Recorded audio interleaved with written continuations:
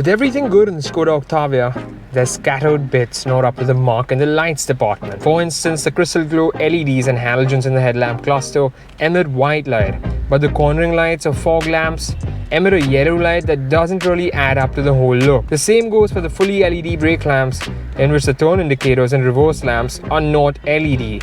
But we'll sort that out on another day. So I've got a couple of these. They're Philips H8s, 12 volt, 35 watts as per the standard of the Octavia's fog lamps. These are halogens that emit white light at a color temperature of 5000 kelvins. So let's quickly get in and put these in their sockets. What we're gonna need is a screwdriver, which is actually hatched up in your spare wheel socket right here, as well as this little plucker that's gonna come in really handy. So we're gonna take this plucker, insert it right about here with the chrome strip, splits itself, and then you just shove it in, twist it a little.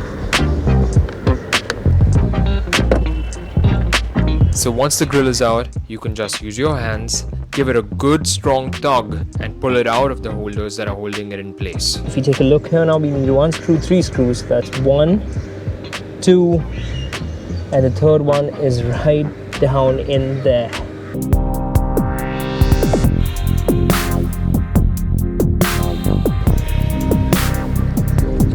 So to remove it, just push it downwards and it's out. And we've just got one light down here, that's that halogen. So disconnect the connector, just tug on it, and then you just need to twist the light, and just like that, the light's out. So that's our fog lamp. We're about to revamp. Opened up the H8s. That's the bulb. All that we have to do now is just simply insert it, and then snaps in place, as tight as ever. You get the connector connected into it. Snaps on, confirming it's connected.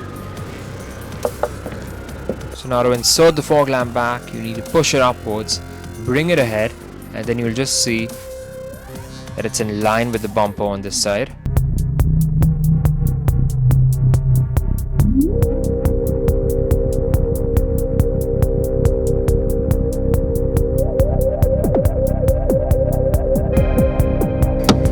That is it, we're done.